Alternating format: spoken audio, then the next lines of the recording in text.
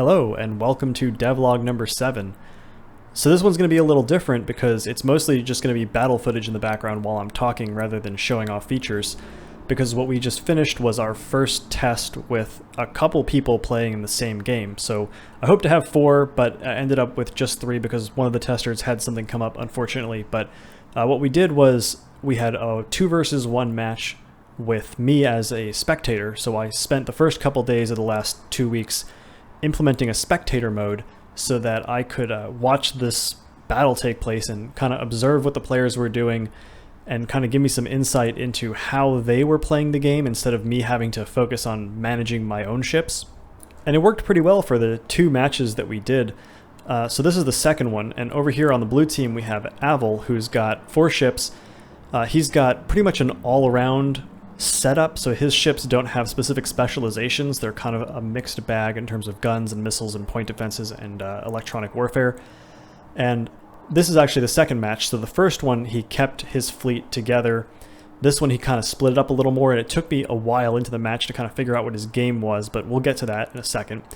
Now over on the other side we have Spooky and Alexi, who have 2 and 3 ships respectively. The reason they have 1 more is because in the first match Avil kind of destroyed them with a single missile salvo, and so I was kind of trying to rebalance, but I also did a little bit of weapon rebalancing, giving guns a pretty major buff.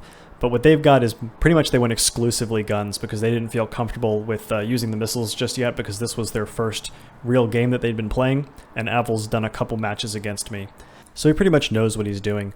So everything's kind of spread out at the beginning. I implemented a spawn point system over the last 2 weeks, so that now there's a couple spawn positions in the map and the players can select which ones they start at, and it keeps things nice and spread out. And then it'll position the ships based on where that spawn point is. So I'm going to fast forward through the first couple minutes of the match because it's kind of what I'm calling the seek or the hunt phase, really, is kind of how it's turned out, where no one really knows where everyone else is, so they have to kind of explore and figure it out. Whether they do that by spreading out or sticking together, it depends on the player. So in the last match, Avil used his jamming ship to incredible effect, where what he did was he kept 3 of his ships together in a formation kind of in a hidden place, and then sent his jamming ship in to basically jam all their sensors, and then he attacked with missiles from around the corner of the big asteroid, and they were basically unable to shoot them down because of the way the jammers were working. In this match, he's kind of splitting his fleet up a lot more, and the other fleet, so Spooky and Alexi, are sticking together much more. This is about the point where they made their first contact with each other.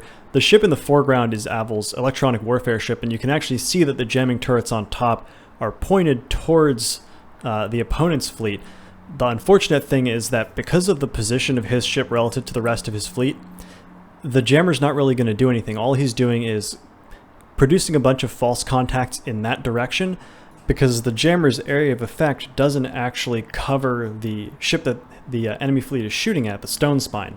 So one thing to note is that this ship is already on fire in a number of places, because after the gun fleet got completely thrashed by the missile fleet in the first match, which was the video at the beginning, I did a bunch of buffs to the bullets, and I might have done it too much, because now pretty much every hit that this ship takes, and you're going to see pretty soon how ridiculous it gets, is starting a fire on it. So I'm going to have to come up with some kind of multiplier to tone that down. But Avil's plan here, I talked to him after the match, was that he was trying to use this ship to lure the other ships around the big asteroid so that he could engage it with the rest of his fleet, but it didn't end up actually working out, unfortunately for him. Now I want to make a mention of how the guns seem to be firing in bursts, because the way that they're actually functioning is that each gun has an autoloader which has a specific amount of ammunition that it can fire at once. So for the single barrel turrets, that's 3 rounds. For the double barrel turrets, it's 6. And so they'll empty out that autoloader and then they'll start a reload process. Now it's the same damage per second as the old way, which was they'd fire, reload, but with the new autoloader method, or the magazine method, it makes it just a lot more interesting and cooler to watch, to see the guns fire a bunch of rounds at once rather than just a trickle of shoot over a long period of time. But there's no difference in the amount of damage that the guns put out I just think it looks a lot better. Now, what I did to buff the guns themselves to be more in line or more effective compared to the missiles is that there's a couple parameters on every munition, and those are how much damage the weapon does, and its piercing value, and its penetration distance. So piercing value dictates at what angle does the round need to come in order to penetrate the armor. So if it comes in at too shallow of an angle, it'll bounce off. A higher piercing value means that it'll still hit at a shallower angle. The penetration distance is how far into the hull will a ray cast go to search for a module to do damage to. And then the damage value is the actual damage that it does. And now you're seeing in this shot what I was talking about how pretty much every hit is starting a fire on the ship, because as the module's health gets lower and lower, the odds of random effects occurring gets higher and higher, and a fire is considered a random effect. So once you get the module down to a certain amount, it's just fire after fire after fire. In order to buff the guns, I had to do two things. The first was changing the values on the bullets. So I slightly increased the damage that the bullets do on impact, but what was really important was that I increased the penetration depth. And that's important because it increased the probability that by making the bullets reach further into the hull in order to find something to do damage to, that they'd actually find something. Because previously, if the bullets were coming in at an oblique angle, or they were hitting a part of the hull that had a long path from the surface of the hull to an interior component, it would not do any damage. And so by increasing that depth, the bullets are hitting things that are actually affecting the ship more often. And second, when it comes to comparing missiles versus guns, there's really two completely disparate damage paradigms that you're thinking about. Missiles do a ton of damage in a single physics frame. Guns, on the other hand, do a lot of damage, but they do it over a much longer period of time. And what I realized was that the damage control teams were more effective at repairing damage per second than the guns were at doing damage per second. And so if you really had a pretty anemic volley coming in, your damage control teams could repair everything faster than the guns could actually damage them. And that kind of made it so that a gun battle was not really anything that was ever going to go anywhere, and missiles were kind of the only way to actually really kill a ship. To try to remedy that, I cut the amount of damage per second that the damage control teams can repair by a factor of 5. And it seems to have worked pretty well. On the topic of damage control teams, there's a pretty significant change that I made to them in the previous sprint that I didn't bring up in my last devlog because it was pretty focused on EW and that didn't really fall into that category. But now damage control teams have the ability to restore destroyed modules, but they can only do it a limited number of times. Because what I saw in that was it really sucks to just have a module get wiped out, and basically if it's your CIC, your ship is useless. So I saw in that the opportunity to give the player the ability to make a hard choice. So let's say you've got your reactor and your drives and your CIC are all knocked out, but you only get one restoration, which means you can only pick one of those modules to undestroy, basically. And the answer to which one you pick is, of course, dependent on what the function of the ship is. And I also want to point out, because I know someone's going to call me out on it, the bar over the ship is not a health bar. It's a summary of what percentage of the modules on the ship are below a functioning state, because I didn't like that you had to look up into the ship list in order to see that. You should be able to see it at a glance on the ship you're clicked on. Now, if you were paying close attention, you may have noticed that the status bar over the ship had a red double chevron, which means that the CIC was either destroyed or disabled, and I don't know which it was, but if it was destroyed, the fact that that red chevron is gone now means that Abel made the decision to recover that module and then cannot recover any other modules on this ship for the future. And I also see the opportunity for like more upgraded damage control modules to give you multiple restorations, but I'm still definitely want to keep it at a low number. I'm going to fast forward through the rest of them just beating up on this one ship to get to something that's more interesting to talk about. This is an interesting bug, though, where I seemed to be kind of desynced, so you'll notice that that ship is shooting and having effect on a place where that ship is actually not located. But right here, I think, demonstrates one of the major trade-offs between the two types of weapons, and it's that missiles are certainly not a short-range weapon. So he just fired a couple missiles at this ship, and only one of them actually managed to hit, because at this close of a range, it's very difficult for the missile seeker to actually get an acquisition on the target. So really, you're looking at two major engagement envelopes, one far distant for missiles and one close one or intermediate one for guns. A couple of the more interesting pieces of feedback that I got, and the reason that I fast forwarded through that previous portion of them just beating up on that one ship is because it's really hard right now for players to tell when ships are basically out of the game or eliminated, really. One of the most interesting takeaways that I got from the test was, in the words of one of the testers, ships lose their effectiveness very quickly when under attack, but they take forever to actually die.